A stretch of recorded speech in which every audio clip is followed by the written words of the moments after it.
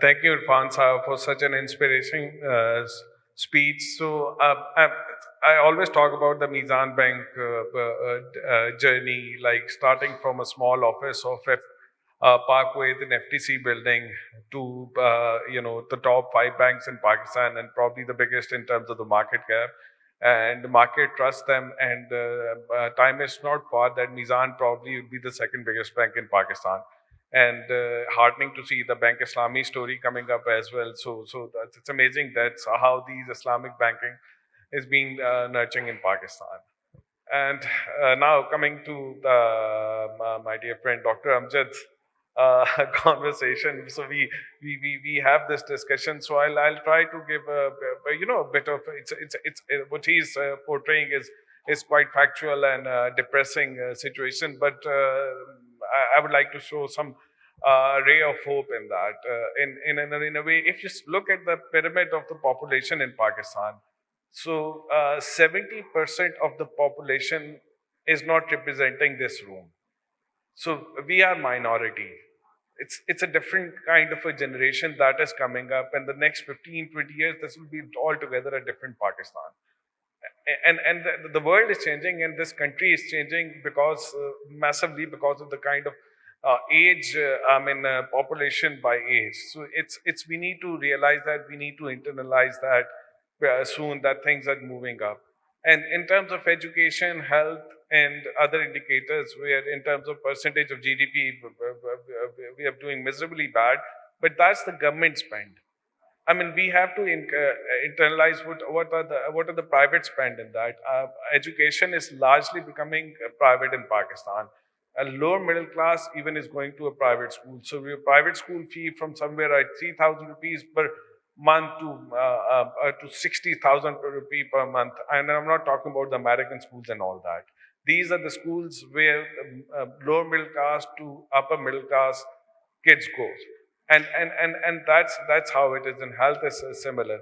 And now the use of the technology to impart that education, the impact of 1 year education at the secondary level has this much of the GDP that can be implanted through private sector led solution, where technology is used and education can use to the masses level. And I see this is happening. Then the university graduates, that's 1/8 or something. But many of our university graduates are half cooked. So those boot camp private solutions are coming up, and those private solutions would lead into that. And if this country has something to do, this will do without the government. Anything where the government has involved, the things have moved back. In agriculture, he showed the example of cotton. Again, it's an intervention of but there is a silent success story in this country of a maize. I mean, maize has become bigger than the cotton in the past 20 years, and we never talk about that. This private sector-led solution where there is no involvement in government. So we need to have a similar solution in education, health, and all that. And when we talk about the exports to GDP ratio, of course, exports of goods to GDP is Pakistan is comparable to those African countries or world-led countries. I mean, but if we think about the services, that's where the future is. And we cannot be Asian like South Korea or China. They're different breed. But we are not Africans as well. Genetically, we are South Asian. And we have certain kind of intelligence level, skill set, which needs to be harnessed, which needs to be developed. And the way the world is going up, it's not about the education in the university. It's about the specific skill set you have, and you offer that services to the world. And these things can happen, and I see private sector coming into that, and that may lead to that. And that is one thing that can drag this country out from a bias, what he's talking about. And then my question to him is about, and before my question, I comment, and I just, it's so passionate about this economic talk about, he said that we need to cut down the imports by 10 billion. Absolutely. Absolutely. We need that. The kind of current account situation, the kind of external imbalances we have, we need to do so. But what are the non-essential 10 billion imports? They are none. A poor man eats dal roti, that dal is imported. That dal is fried on ghee, that is imported. You drive the car, which is locally manufactured, 85% of that car is imported. The fuel you put in, majority of that imported. The air conditioning, lighting in this room, that fuel is majority is imported. This bottle, this is made in Pakistan, the resin put in it is imported. This paper we cannot make without the raw material which we import. So we cannot speak, it's very easy to say that to cut 10 billion non-essential imports. Where are those non-essential imports? I don't see any. We have to cut across the board. We have to cut across the board 25-30% of consumption, whatever we are doing. That is the reality. And those are then, and now my question is how can we move and how can we cut those imports? Thank you, Ali. Yeah, I think agree with you. You see, imports, when you don't have the dollars, you see, we don't have an option. Look at where Sri Lanka is today. They have run out of dollars, so they cannot import oil. So basically, they are running through 8 hours of load shedding on a daily basis. I was reading a report that there used to be 20,000 buses running in Colombo. Now there are 5,000 because there's no oil. Because of transportation problems, there is a food shortage, there is a medicine shortage and everything else shortage. The currency has devalued by 1/3 in the last few weeks. And people are out on the street.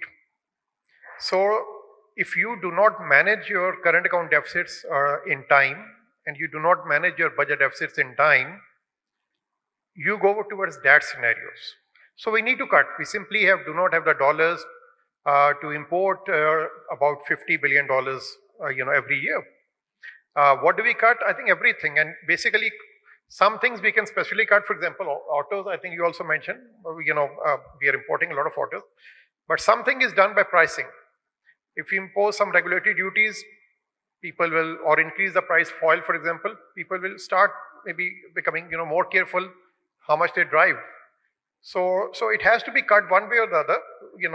Across the board, I agree. Across the board, it can be.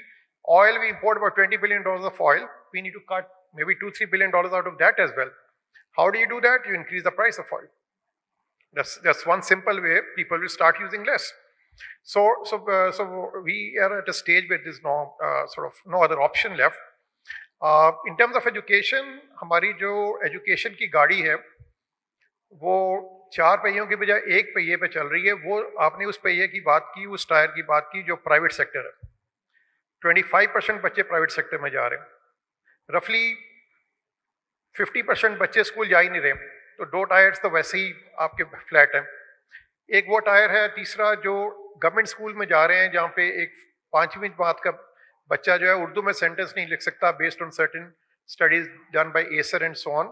The level of government schools has gone down substantially over the last few decades. So when you are running your education car on 1 tire rather than 4 tires, it will have an impact. But I agree with you that technology can play a major role in spreading education at all levels. But I disagree with you that government को छोड़ के ये हो सकता. There's a limit to basically CSR activities, limit to donations, TCF. No. So basically government को अपना role in terms of increasing their investment in education, healthcare करना पड़ेगा. Private sector is not a substitute of the government in any country of the world. Absolutely. I'm not saying that that's to run by charity. The private health education, these are very thriving businesses. And I'm sure you know that. And from there are many tycoons you see they're building up on that and they're providing great service to the country. But my point is this: government failure is there, and given the government failure, the way things have moved in Pakistan, the private sector has led has taken the lead, and that has moved back.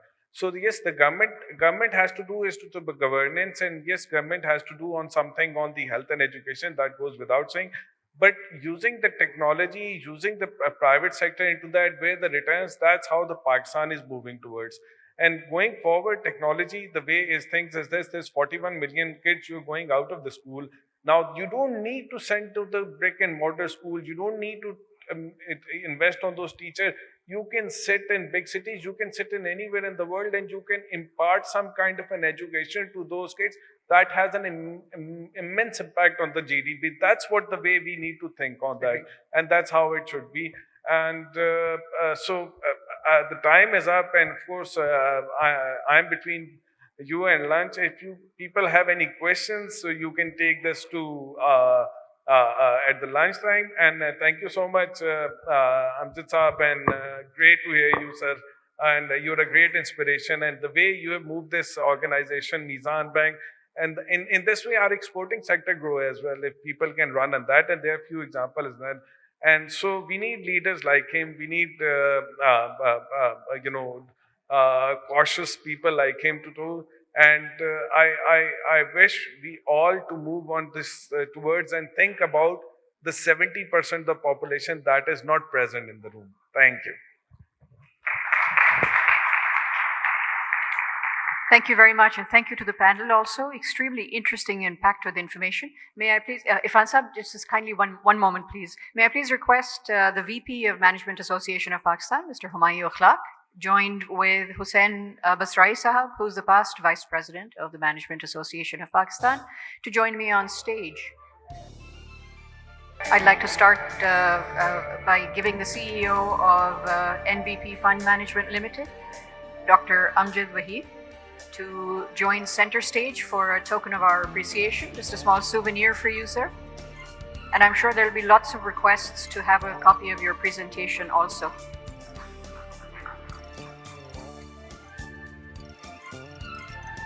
Next, may I request the President and CEO of Mizan Bank Limited, Irfan Siddiqui Sahab, to accept a token of our gratitude, and thank you for taking the time to share a very pertinent topic with us. And of course, our moderator, head of research at Business Recorder, Alikhizaraslam. We've already given you a token of thanks, but we keep seeing you on stage, so thank you very much. At least can we give him a big round of applause? A group photograph, if gentlemen, you can just line up